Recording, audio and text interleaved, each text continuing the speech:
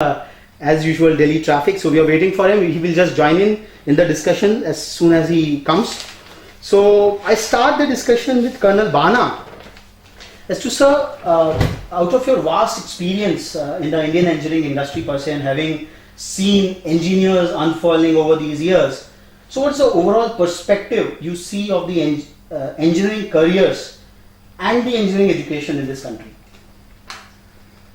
At the outset, I welcome all the students who are joining us here today, and as Mr. Mittal has elaborately explained, we are really fortunate that we have such large engineering population in this country. I don't know how many of us have analyzed that this country is producing almost 1 million engineers every year. And 1 million is more than, 1 million is a number which is more than the total population of almost 50 countries in the world. So you know, you guys, where you stand. At the same time, he also has pointed out that the employability is being discussed in various tones. Sometimes very positive, most of the time little less than positive. My own experience has been that engineers who are coming out today,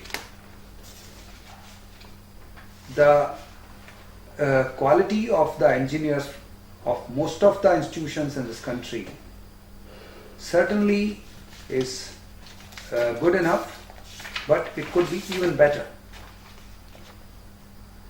Better by way of being useful and profitably useful to their own organizations wherever they are joining. The engineers today, when they are moving to the industry, as he has already explained, there are very high expectations.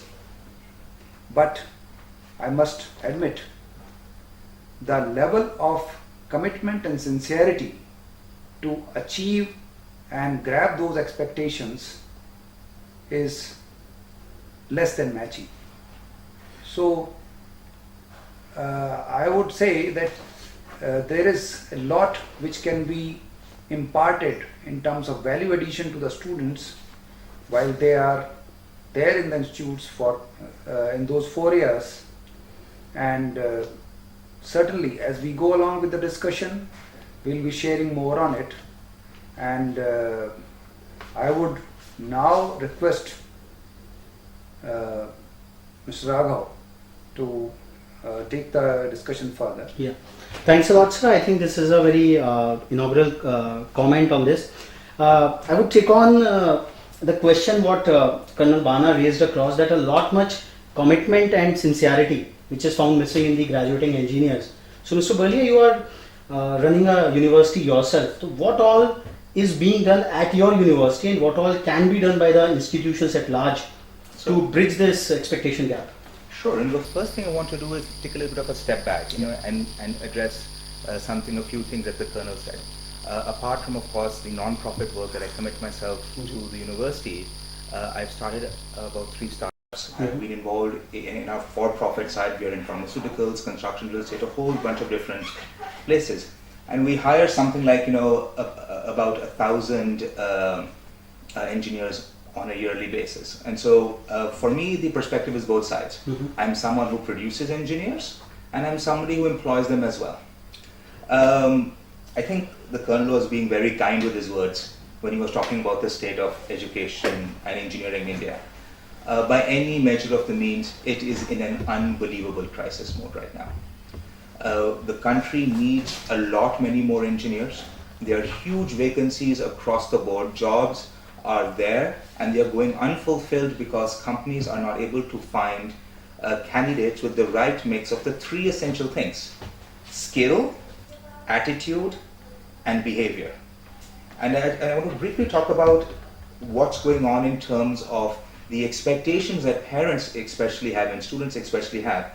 And on one hand, you're right. We are seeing these, 2 crore starting salary, 3 crore salary. Oh, an engineer has got 2-3 crore starting salary. One hand, we have a lot of engineers who are unemployed or they're severely underemployed. And there is a huge disconnect between what parents think, what industry wants, what academic institutions are doing, and where students fit in. I'd like to make a couple of very brief points on this.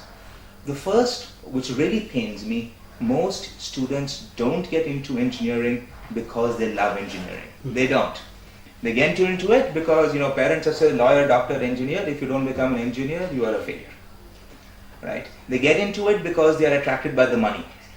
Now, if I become an engineer, I will gain respect in life and I will make a whole bunch of money. Look at all these people who are doing it.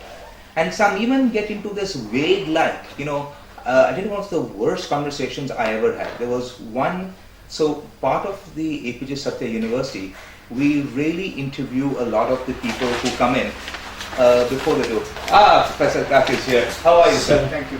Hi. Please sit. So we welcome Professor S.K. Kak, the Honorable Vice Chancellor of the Mahamaya Technical University. Welcome, sir. Sorry for being We just initiated the discussion and the topic, Mr. Berlia was making some points. I will just brief you. Perfect, great. So as I was saying, I think one of the worst conversations I had with this young child, right? He applied in, great grades, fantastic thing. He should have got into our university, right? But we asked for a little more than just marks. We do essays, recommendations. And so I called him up personally. I said, why do you want to become an engineer? It was strange. It's like, no, because, I can choose whatever I want in life. I said, of course you can, and no one is saying you can't. In fact, we encourage that to choose whatever you like. But why engineering? What is your motivation behind it? Why do you want to do this? And parents, good job, great career prospects. But throughout a half an hour conversation, there was not one thing which I learned from him, that you're 17, 18 years old, you say you want to do engineering, but that you actually really loved engineering, want to do something in it. I can understand at that age being confused, not knowing what you want to do in life.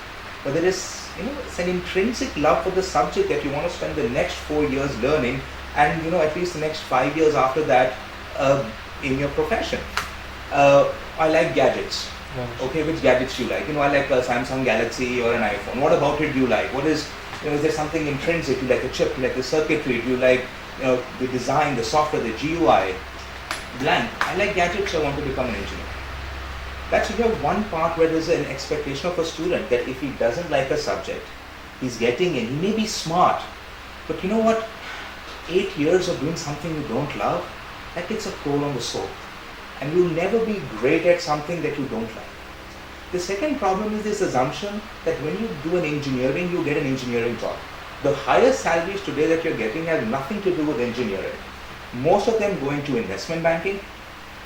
A lot of them move into computers, as in computer software programming, which is more computer and computer engineering, and to fields which whatever. And every 4 or 5 years, there's a new fad field, which is okay. We want to find the most intelligent people around the world. They go, they say, look, there is nobody in our field, nobody's giving in degrees in our field. No one getting an investment banking degree right now, right? So let's find the next smartest guy in the room, who's probably an engineer.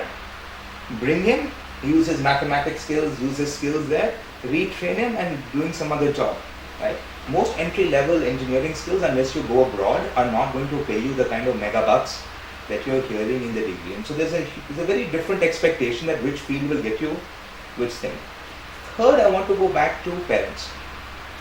I know you had mentioned, and I love that you had mentioned this, so many education institutions are coming up. You open the newspaper today, it's like watching a proliferation, this engineering institute. And when I talk to parents, I say, what would make you choose an institution? Right? And the problem is most parents don't know. Right? They haven't been taught, or they don't have an idea on how to measure institution. They look at 4 or 5 different things. First, they look at rankings. Right? Most rankings in India, with very few exceptions, are for sale. Right? And whoever paid the maximum money, and there are some institutions there which I'm astonished that how have they come. But they kick in, they'll include IITs and IIM, because no one will trust the ranking. But then every third or fourth chap introduced there. So that's a very hard way to measure. Okay, look at infrastructure, right? I know so many colleges and universities which look like 5-star hotels.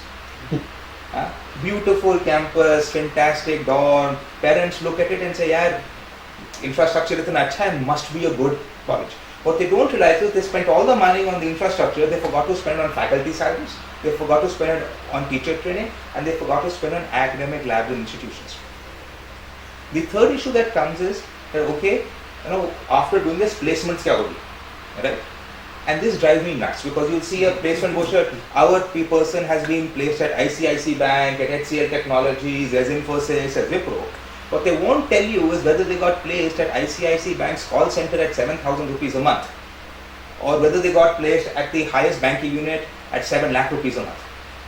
Right? Just HCL, ICICI, Infosys, Wipro, Tata, Facebook, they hire at all levels. When I was at Stanford would hire its customer service team from Stanford students. So you would work at Google, but your salary compared to a high-end engineer who was hired by Google, there's a 4x difference. Right? So they get into thrall, they hear these big brand names, but they don't realize what actual careers these guys went into. The other problem is salary. They love to give the highest salary that the student has got. Every institution will find 1 or 2 people who are so bright by accident that they will do amazingly well. I will write this and guarantee to you. Places like ISB and all, they only take people with 2 to 3 years experience. So what basically happens is their last drawn salary plus whatever the 2-year MBA is worth, right? So if they don't measure, we got this person, he was earning a 50 lakh salary earlier, now he's earning a 60 lakh salary, our education is 10 lakh worth of his salary bump. They only say, oh, he got a 60 lakh salary, people assume he's 0 say 60 what. So I mean, it's a very, very complicated field, and I think engineering needs an overhaul. Our syllabuses are old. I know every 20 years, most universities wake up and say, kuch syllabus ke baare mein kuch karte hain. Everybody talks about research, but India is not even ranked in the top 300 places in doing research. So I mean, like I said, I think Adi started off on a very diplomatic note, but I am more than frustrated with the quality and condition of education in India right now in engineering, and things need to change. I think it's really heartening that even being a promoter of a university himself, Adi has been so candid about the problems being faced about the entire education industry per se. I would like to welcome Professor Kak in this discussion. I would like to introduce formally, he is, apart from being the Vice Chancellor of the Mahamaya